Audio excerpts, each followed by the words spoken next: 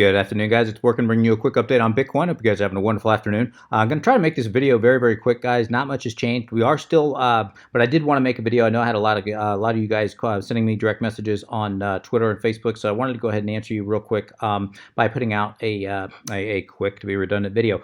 We are looking at Bitcoin to the US dollar one-day chart on Coinbase, and last time we spoke, Bitcoin was operating. In fact, let me switch over here to the 4-hour because it'll be a little bit easier to see. Last time we spoke, Bitcoin was operating right here. It had just come back up, tested about, or actually I believe it was sitting right on top of our $10,650 support, guys. I did tell you that it looks like the bears were starting to take control. In fact, that's what I labeled my prior video.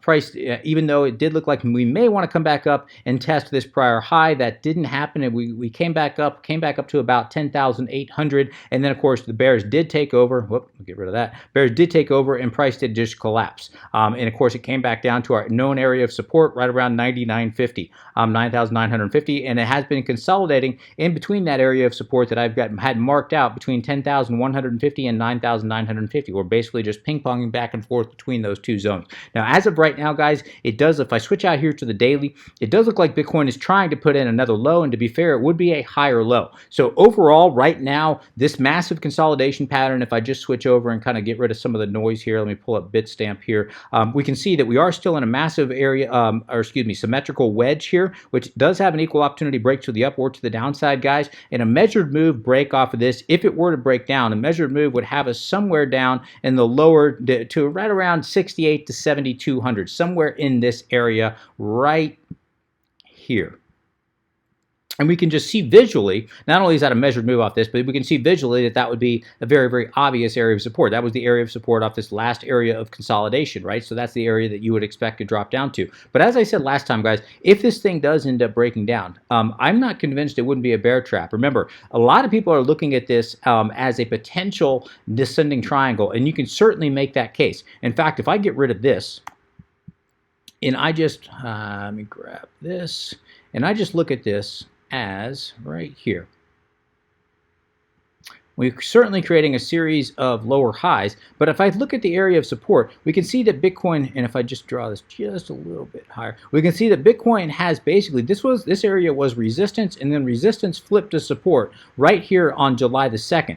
Bounced off it, came back down here again on July the 16th, 17th, and 18th, bounced off it here, bounced off it again, basically from July the 24th all the way through July the 31st, again, bouncing off this exact same area, and then again bounced off it again on August the 15th, and didn't quite make it down here on this last low here today on August the 22nd, but if this thing does come back down and does find some support once again down around 94, 9,500, this area down here, if it does come back down there again, technically at that point we will no longer have been making higher lows, and I can no longer call this a symmetrical triangle or symmetrical wedge. I'd have to call it a descending triangle, and a descending triangle would break to the downside. Or excuse me, that's not true. It doesn't always break to the downside. Statistically, it breaks to the downside. Probability is a break to the downside. It can break to the upside. There's no question it can break to the upside, but probability would be a break to the downside there. But again, we're nowhere near, or I don't want to say we're nowhere near there, but we are not there yet. As of right now, we can still classify this as a symmetrical wedge, which with an equal opportunity break to the up or to the downside. But I'm pointing that out that I do have a slight bias to the downside. But if it does break down,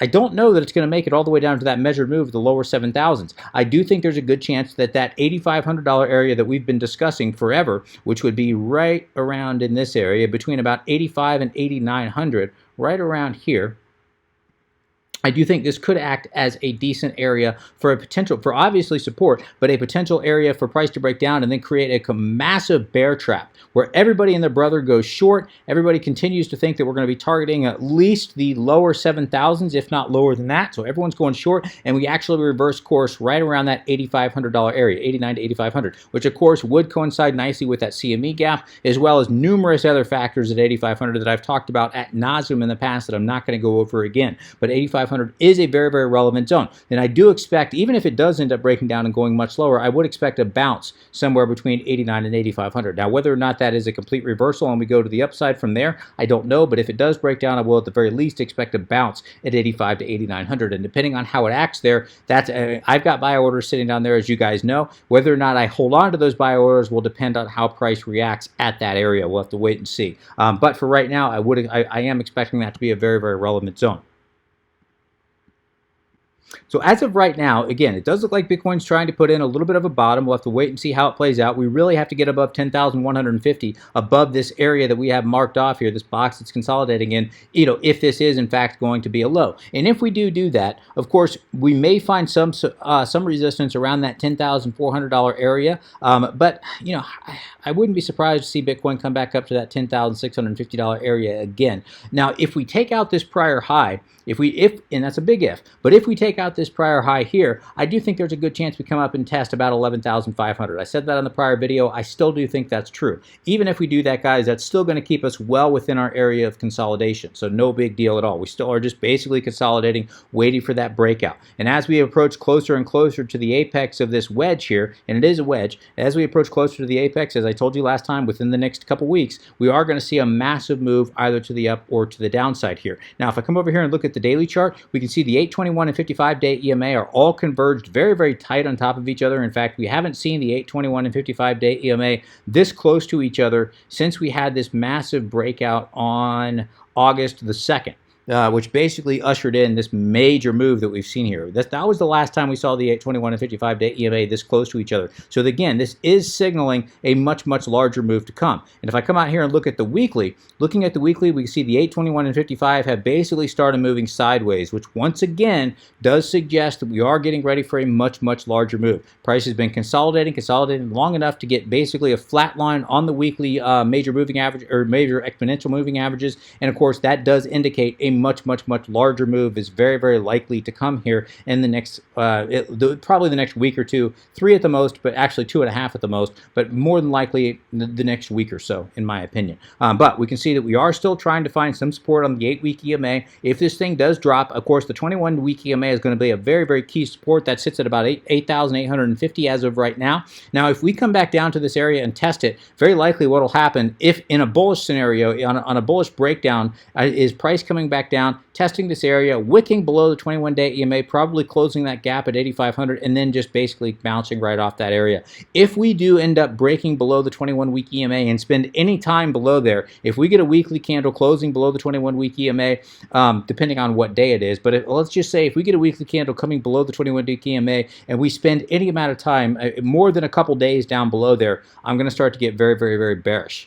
In my opinion, that'll be a very, very bearish sign of weakness, and then of course we can be looking for much, much lower prices. But it's not until we take out 6,500, this area right here, right around 6,500, again, between about 61 and 6,500. It's not until we take this area out that I do believe the overall uptrend here is going to be threatened, and of course I think it will start coming to much, much lower prices. I do expect, if price does come down this low, I would expect to find some support, if not a massive reversal, right around this area here. But again, if this area breaks, watch out below. If that area breaks, then all bets are off, and of course we could be coming down to much, much, much lower prices. But until that area does break, the overall uptrend would still technically be intact. And how do I know that? I know that because if I pull my swing low to swing high, even coming back down to that 6,500 area, really 7,000-ish, somewhere thereabouts, guys. That if we come down to about 7,000, that's going to bring us right inside the golden pocket. So we could literally come back down much further, down to about 7,000, and still not break below this golden pocket here. And typically, if this is a second wave, if you are an Elliott trader and you're a bullish Elliott trader,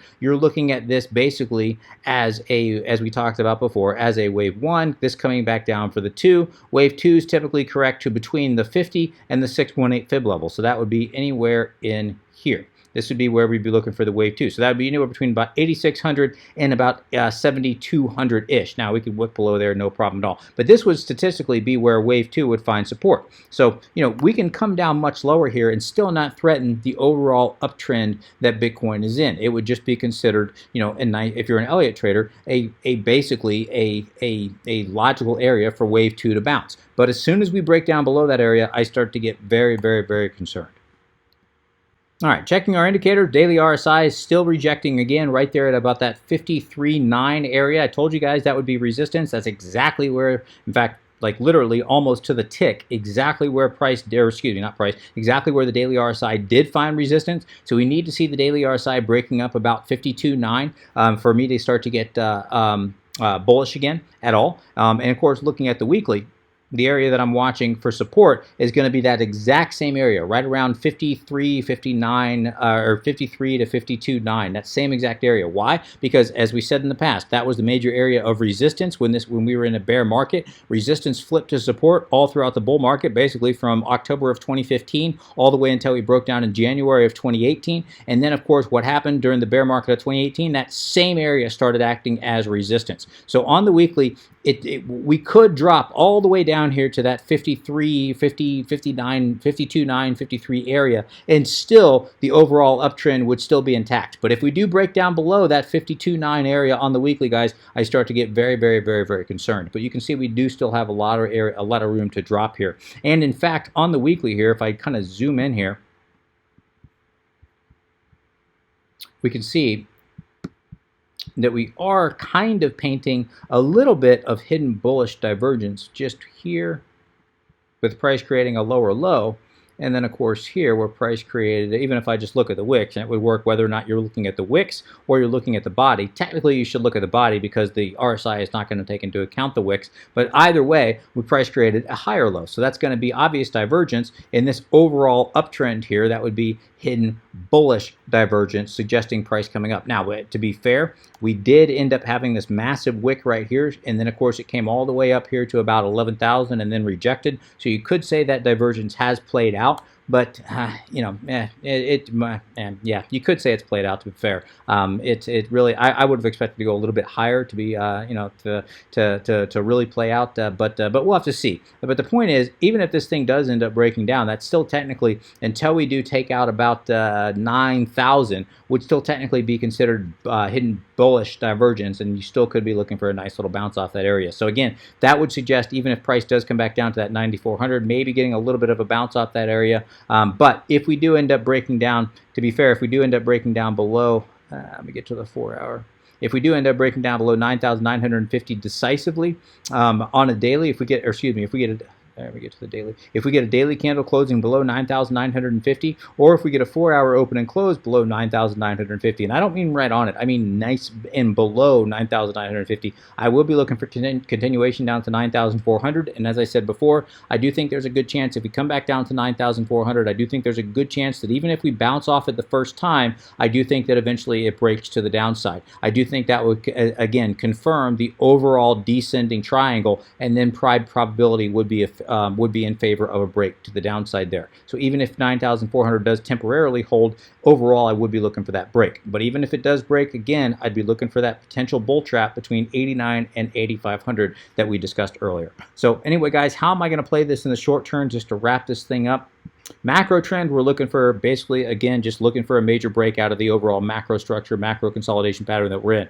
Micro trend here, I'm going to be watching this area very closely. If we get a 4-hour open and close above 10,150, I do think there's a good chance it wants to come up and test 10,650, but I'll probably, if I do take that swing, or scalp trade, I'll probably end up getting out somewhere around 10,400-ish, just knowing that this area could act as potential support, and I always want to get out early. I don't want to take any chances. To the downside, if we get a 4-hour open and close below, again, not like it was on here or on here, but actually below 9,950, I will be looking for continuation down to about 9,400, and it'll probably happen very, very, very quickly. We'll have to wait and see kind of how that ends up playing out. I will be looking for at least one bounce off of 9,400.